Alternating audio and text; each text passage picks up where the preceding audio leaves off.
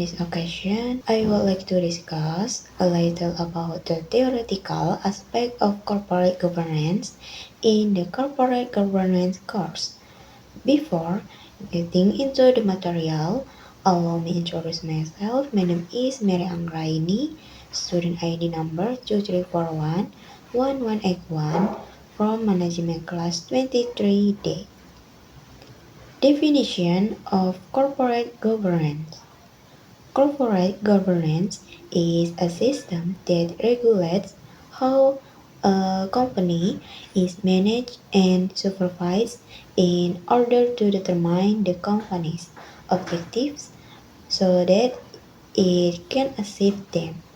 This system regulates the relationship between management, the board of directors, shareholders, and other parties who have an interest in the company. With the implementation of good governance, companies can conduct their business activities in a more open, responsible, and trustworthy manner for their stakeholders. Theory of corporate governance. The first, managerial hegemony theory, emphasized the dominance of manager in corporate decision-making process. Second, resource dependence theory, explained that companies are actually dependent on resources from the external environment. 3. Path dependence theory shows that decisions made in the past can influence future corporate policy.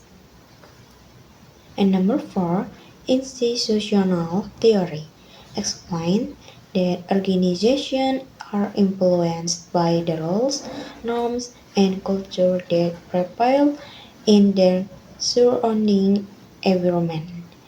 And number 5, political theory highlights the influence of political force in corporate governance practice. And the last, number 6, network governance emphasizes the importance of corporate relationship and networks between organizations in conducting business activities. Corporate governance objectives. Number 1, improving company performance and efficiency. 2, creating transparency in company management. 3, reducing conflicts of interest between management and shareholders. And number 4, protecting shareholder rights. And number 5, increasing investor confidence.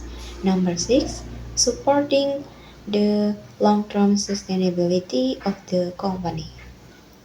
Theoretical aspect of corporate governance.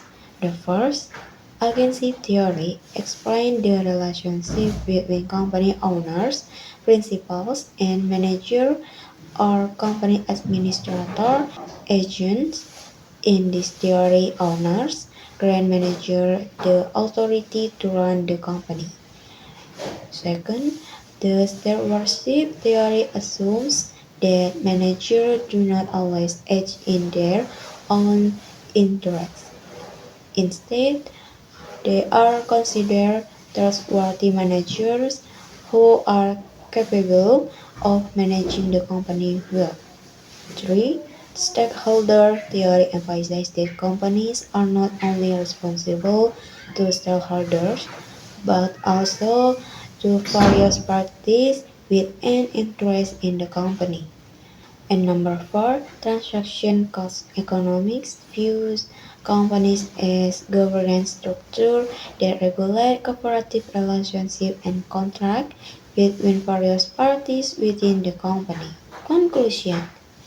In general, corporate governance is a system that regulates how a company is run and supervised so that it can achieve its objectives effectively and responsibly. Corporate governance is a system that regulates how a company is run and supervised so that it can achieve its objectives effectively and responsibly. Various theories, such as agency theory, stewardship theory, stakeholder theory, and transaction cost economics, help explain how the relationship between owners, managers, and other parties in a company can be managed properly.